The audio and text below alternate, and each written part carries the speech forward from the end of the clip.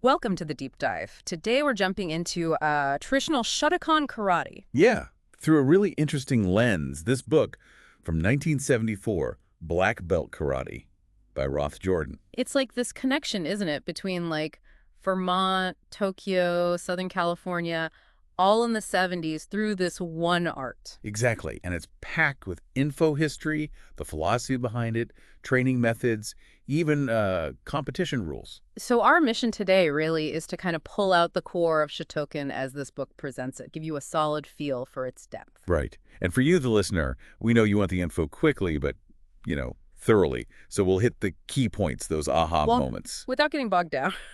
Okay, let's start right at the beginning. History. The book points way back. Shaolin Monastery, northern China, around 525 AD. Bodhidharma, or Daruma, this Indian Buddhist monk. And the reason for unarmed defense is religious beliefs, right? Monks couldn't carry weapons. Pretty much. Necessity driving invention. They had to figure something out. And this idea of the body as the weapon. Right. It's fascinating. It really is. The book talks about how the fist became like a hammer, the open hand a sword or claw. Wow. And they developed exercises specifically to toughen up those parts, hardening the tools, basically. So from China, it spreads out. Kung Fu, Kempo. Yeah. And then eventually makes its way to Okinawa through trade routes. But in Okinawa, it changes again, doesn't it? It mixes with their own fighting style, Okinawate. Especially during the Japanese occupation, when, again, weapons were banned. That restriction seems to really refine things. Seems like a pattern. It does. Constraint breeding innovation. And then we get to a really key figure, Master Gichin Funakoshi, born 1868. Right, the book credits him with really systematizing modern karate. He studied two main styles there in Okinawa. Shurei, heavy, powerful stuff. Like an oak tree. Yeah, good analogy. And Shorin, lighter, quicker, more like a willow. And Funakoshi blended these. That's quite a task. He did, and that became Shotokan. Funnily enough, Shoto was just his pen name. Oh, really? Yeah. And Shotokan initially just meant his training hall, Shoto's place. Wow. Now it's this huge global style passed down through students like Tsutomu Ohshima. Right, who founded the Southern California Karate Association. It shows how one person's vision can spread. And the book mentions Shotokan works for different body types. Heavier folks might lean toward those powerful Shorei moves, lighter people towards the faster Shorin techniques. It's adaptable. So Funakoshi brings it to mainland Japan in 1922, invited by the Ministry of Education. Yep. Though he'd done some demos earlier, around 1916, kind of laid the groundwork. And after World War II, karate actually flourished for a bit in Japan. Yeah, because other martial arts were prohibited then. Interesting historical moment. And Ohshima's role? He studied directly under Funakoshi. From 48 to 53, got his third degree black belt then, eventually his fifth, which was the highest Funakoshi awarded. He sounds like a standout. Didn't he top some big competition in 52? He did. Then he brings Shotokan to the U.S., Los Angeles, 1956. A really pivotal moment for karate going global. And the author, Roth Jordan, was in that first group of U.S. black belts under Ohshima in 59. Right. And their goal wasn't just fighting skills. It was about karate as character development, an art form. That whole character-building aspect seems central. It really is. Ohshima even took U.S. karateka to Japan in 67 to meet masters of other arts, build those bridges, fostering camaraderie. Okay, let's shift to the training itself. Mental and physical development. Sounds intense. Oh, definitely. 2-hour sessions, multiple times a week, barely any rest. Big focus on concentration. Tighten your mind. You can almost hear the instructor yelling it. Exactly. And the book connects that mental control in the dojo to, handling daily life better. Contrasting Eastern and Western approaches a bit. Yeah, suggesting it might be more ingrained in some Eastern traditions, needing more conscious effort in the West sometimes. So the commitment. It's about skill, but also personal growth, aiming for that image of the perfect man, as the book puts it. That's the idea, pushing past limitations. And physically, that second wind concept is key. Mental toughness over just raw strength, especially in contests. You have to push past those thoughts telling you to quit. Purge the rationalizations, it says. Right. The instructor's role is partly to push you beyond what you think you can handle. And the kai, the yell, it's not just noise. No, it's about mobilizing that reserve power, focusing everything. The book mentions some early physical tests. 1962. Yeah, interesting stuff. Showed karate students had significantly stronger legs, pound for pound, than wrestlers. Makes sense with all the stance work. But not much difference in grip or back strength. Not significantly, no, though they admit the study size was limited. And reaction times, similar to wrestlers even though the karate group was older. Uh-huh. Which raises questions, right? Mm-hmm. Is it the type of movement extension versus flexion? Or does the constant training offset aging effects? They plan more tests on endurance and punching power. Yeah, they seem confident karate would excel there. Then there's summer training. Sounds brutal. Intense. Daily training, outdoors if possible, running, basics, everything. The goal's beyond physical. Hmm. It's forging that indomitable will. That spirit. Exactly. And karate as more than self-defense. Protection against elusive evils. Inner stuff. Yeah, strengthening the spirit, inner harmony, getting past inferiority or superiority complexes. And the non-aggressive principle is strong. Avoid violence. Understand the aggressor. Blocks and demeanor first. Attack is the absolute last resort. That's the philosophy presented. Okay, rules of conduct. The dojo environment seems pretty strict. It is. Discouraging vulgar language reflects on the art. No smoking in the training area, obviously. Bad for oxygen, yeah. Yeah. And alcohol. Minimal consumption advised. Absolutely none in the hall. The uniform, the gi, needs to be clean, repaired, folded a certain way. The details matter. Cleanliness, clipped nails for safety, no glasses or rings in sparring. What if you can't see well without glasses? Then the book says you probably shouldn't be sparring. Safety first. Clean-shaven, well-groomed. Dignity. Right.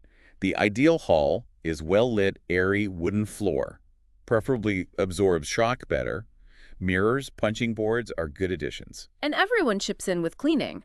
As self-immolation. That sounds intense. Yeah, the idea is modesty, purity, selfless contribution. Not literally self-immolation, but, ego reduction. Got it. And dues handled by a senior student, not the instructor. Seems so.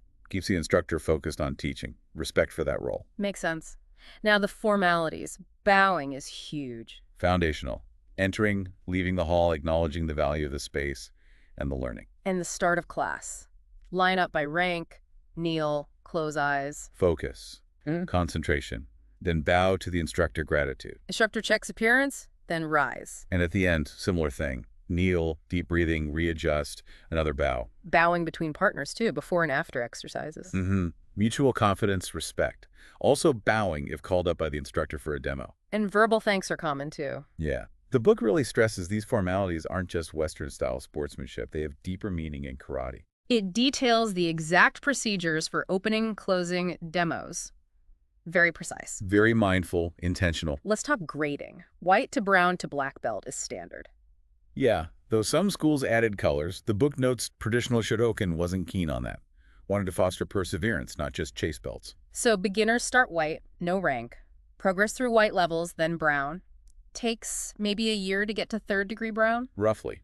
Then another year and a half, maybe 2, to get to first-degree brown. It's a process. And getting that first black belt, that's the big one. 2.5 to 3 years more. Usually, yeah. It's a significant commitment, demands real dedication. And the black belt ranks themselves. Funakoshi system only went up to 5 degrees. That's right. First 3 based on skill. 4th and 5th, more honorary for long-term contribution. The book seems worried about runaway ranking. Like too many degrees diluting the meaning. Yeah, a concern that inflating ranks lessens the value of each step. Grading involves tests, basics, forms, sparring, judged against the best performer. Often, yeah. Both individual skill and how you stack up competitively. Yeah. But the book stresses belt color isn't the point. Right. Not for pride or putting others down. It's about your own progress, self-mastery. Exactly. A lower rank might actually show more dedication at a certain difficult stage. Exams cover everything for that level. And they recommend extra practice leading up, like 5 recs of everything on off days for 2 weeks. And relax the day before. Mental prep, too. Okay, basics. T-Con. The book calls it indispensable. Absolutely. One of the 3 pillars with kata forms and kumite sparring. Stances, blocks, attacks. Endless repetition. And this is where most people drop out first few months. Seems to be the filter. People looking for quick fixes maybe don't stick with the grind of basics. But if you do stick with it, the benefits are huge. Agility, toughness, endurance, even emotional revitalization, courage, inner strength, compassion, too. Can't skip the basics then, like building on sand otherwise. Precisely. The book suggests 3 2-hour basic sessions a week. Pace yourself at first, don't overdo it. Class alignment matters too, for visibility and movement. Yeah, rows work best usually. Then there's progression. Beginner, intermediate, advanced basics, leading up to summer training. Ah, yes, summer training again. That intensive camp. Several days, group setting, ideally outdoors, Hmm. running plus all the usual karate stuff. Needs 6 months training beforehand, know certain forms, have insurance. Right. And the schedule is intense. Early rise, run, basics, punching boards, meals, rest, maybe lectures. No breaks during the actual training session? Yep. That's part of the point, pushing through. And the main goal, again, isn't just fitness. It's forging that indomitable will, perseverance, mental toughness. Even in sparring during the camp, stay humble, no superiority, inferiority. That's the mindset. The kiai. We touched on it. More than a yell. For beginners, yeah, a spirited yell helps mobilize power. But for advanced students... It's different. Fierce, short grunt from the lower abdomen, compressing everything physical-mental into an explosive force through the strike. needs perfect timing with the technique. Body positions. Stances. Critical stuff. Absolutely fundamental. The book explains the standard forward stance, left foot forward, usually means right side is primed for the strongest I attack. know left side attacks are still possible. Oh, yeah. Right forward stance just reverses it. And it describes several key stances. Open leg forward, half front facing. Straddle leg back stance, cat stance. Yeah. Yeah. And for a good forward stance, lots of details. Blah. Tensed core and glutes, erect posture, front foot pointing right, weight distribution, pressure on the outside edge of the back foot, toes gripping, using hip propulsion in steps. Lots to think about just for one stance. And half front facing is an important variation. Balance and the slide step. Connected. Totally. Balance needs positive equilibrium, dynamic stability, and the slide step, which is basic footwork, needs speed and that balance. Like staying stable while moving quickly. Exactly. The book details forward, backward, diagonal slide steps. Hip propulsion is key, driving from the inner thighs. There's a variation for covering ground fast while staying upright, for surprise. Yeah, useful tactic. Okay, hand techniques. Blocking first. Yuke. Don't tense the hand too early. Right. Tension comes at the impact, saves energy, increases snap. It details rising block, outward, inward, downward, knife hand block. From open leg stance, usually, yeah. Twisting the forearm for power, ending ready to counterattack. Can combine them with slide steps, too. Mentions pressing block, cross arm, palm heel briefly. And suggests testing your blocks against an instructor's punch. Practical feedback. For knife hand block, power from the back muscles. Lats, stay low. Yeah, latissimus dorsi. Keep that center of gravity low in that half front stance. Stability. Okay, striking. Tsuki or uchi. Lunge punch oitsuki. Hip twist, forward thrust. Standard powerful forward punch. Then the reverse punch yakutsuki gets more detail. Counterclockwise hip twist, pulling the other arm back hard. Crucial for power generation. Full body tension at impact, but don't raise the shoulders. Piston-like movement, straight forward. Strongest attack is front and center, using chest and back muscles. Right, pectorals and lats. Practice with resistance, do combinations of lunge and reverse punches. And examples like blocking a lunge punch, then countering with a reverse punch. Yeah, applying the basics. Foot techniques, kicking, carry, right front kick, may, gary, 4 counts. Breaks it down systematically. Raise foot by opposite knee fast. Keep weight right for speed. Kick straight. Thrust with supporting knee and hip. Lots of components, variations too. Snapping back, lowering forward, moving across the floor. Combining with slide steps. Develops mobility, focus. Even philosophical points about retreat and counterattack. Multiple kicks, pivoting. And other kicks, front thrust kick. Meiji Kikomi. More powerful, uses the sole or heel. Side thrust kick, Yoko Jerry Kikomi. Yeah, from open leg stance, good for hip thigh strength. Practice with partners, slide steps, keep the supporting foot straight. Side snap kick, Yoko Jerry Keej. Upward snap, close range, uses knife edge of foot. Often substituted for thrust kick in drills. Round kick, Mowashi Gary. Rear kick, Ushiro Gary. Looking back first. Right, and practicing combinations of all these kicks and punches, putting it all together. Okay, sparring. Kumite. Starts with basic sparring, Kihon Kumite.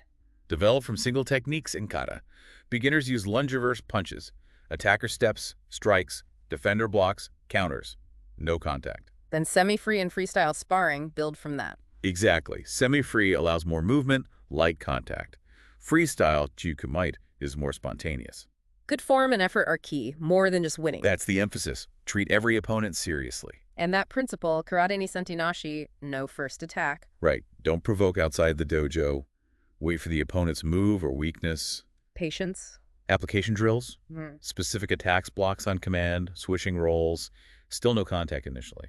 At the basic level, yeah. Yeah. Focus on technique. Then various exercises with different attacks, blocks, footwork. Freestyle sparring focuses on form and speed first, then power with light contact. Good progression. Develop tempo, reactions. Brief mention of tactics if grabbed or falling. Keep posture erect. Don't lean away. Give the face to your opponent. Face the challenge. Don't shy away. Freestyle is the culmination, spontaneity, improvisation. Novice rigidity into black belt fluidity. Watching the opponent's eyes is crucial. Very. Eyes can give away intentions. Adapt to their weaknesses. Protect yours. Effective range for lunge punch. Don't attack from too far. Close distance quickly. Use a raised leg as a block. Good tactics. Mhm. And retreating from multiple attacks, quick step back, maintain range for counter. Don't dwell on being hit. Counter right away with kai. Keep going despite minor knocks. Mental toughness again. Combination drills build coordination, hip twist, forward thrust. Keep power consistent through the combo. React with more courage than the attacker. Plunge into the sea to escape the rain. Nice proverb. Attack when they're off guard, watch breathing, eyes. Weakest after exhaling. Advanced state. Pure mind. Mushin. No hostility, fear, spontaneous movement. That's the ideal. Yeah. Assailant seems slow, feinting, quick slide steps, grasping, sweeping, more advanced stuff. Even defense against multiple opponents. Wow. Challenging, yeah. Contest rules. Formal atmosphere for demos, competitions. Standard area, 24-foot square, matting, boundaries. Step out, halt, warnings for retreating. Flag system for freestyle. Referee, 4 judges, red-white flags, scorekeeper's timekeeper. Officials have specific attire. Mm-hmm. Bowing before, during interruptions, after. Always stay alert, watch opponent's eyes, even during bows. Points for strong attacks in your vital areas. Face, head, body. Judged potentially serious. Ref makes the call. Judges signal if they see it. Majority rules. Ref can consult judges. No points scored. Judges vote with flags. Cross flags being a tie, maybe extra time. Ref signals points, announces winner. Needs intense focus. Pairings, usually by rank. Forms competition judged differently. Number cards, 110. Yeah, aggregate score wins. Ref deducts for errors. No big emotional displays from winners or losers. No shouting from the sidelines. Keep it respectful, focused. The book warns against seeing tournaments as the only view of karate. It's deeper, a way of life. Right. Which brings us to forms, Keita. The backbone. Absolutely. 1/3 of training, ancient patterns, dynamic tension, full body workout. Good for solo practice, too. Inflexible patterns simulating fights against multiple imaginary opponents. Exactly. Preset series of blocks, attacks, about a minute long, needs intense concentration, builds conditioned responses. Supplements basics, helps balance under pressure, practice kata before sparring, focus on one form, repeat 15 times minimum. With intense focus on each move. For beginners struggling with low stances, practice high in one, extra low. Don't just favor one kata, develop them all. Some history mentioned, Hain developed secretively. Teki practiced heavily by Funakoshi, Kanku important. Little tidbits. 15 basic Shotokan forms listed, high-end, techie, independent, but quality over quantity. Master a core group well. Photos can't really capture kata, can they? The tempo, tension. No, they're just memory aids for the sequence. Yeah, building positive traits, discouraging negative ones, composure in tournaments, win or lose, learn from errors. Yeah, building positive traits, discouraging negative ones, composure in tournaments, win or lose, learn from errors. Optimal training mixes basics forms and basic sparring. Sometimes drill one move repeatedly. Good balanced approach. Reviewing the essentials, stance, blocking, attacking, breath, kai, distance, closing distance, creating openings. The broader components. Basics, forms, theory, special exercises, sparring, mental conditioning, all integrated. The book voices concern about declining standards sometimes seen. Sloppy uniforms, attitude, technique in demos. No need for flashy colors or tennis shoes. Unconditional respect for qualified instructors is vital. Student behavior reflects that relationship. Strive for precision in freestyle. Good form wins for advanced students, builds determination for beginners. And that pure mind, again, no hostility, fear, spontaneous, fluid movement from endless drills, serenity through confidence. Opponent seems slow. The master state. The transition to black belt is critical. Don't get complacent. Renewed dedication be a good example. So pulling it all together for our listener, this deep dive into the 1974 text really shows Shotokan as, well, holistic, doesn't it? Absolutely. From ancient roots across continents to the very specific training. It's not just about fighting. It's tied into philosophy, mental discipline, respect, that lifelong self-improvement idea. Right. The tough physical and mental stuff isn't just for self-defense. It's building character beyond the dojo walls. That emphasis on discipline, respect, continuous learning, that's what really stands out. It does. Which leads to maybe a final thought for everyone listening. Yeah. Well, given this deep link between physical discipline and mental clarity in Shotokan, how could those principles apply elsewhere in life? Hmm. Good question. Where else do you need that focus, that perseverance, that calm center? Exactly. Makes you think, doesn't it?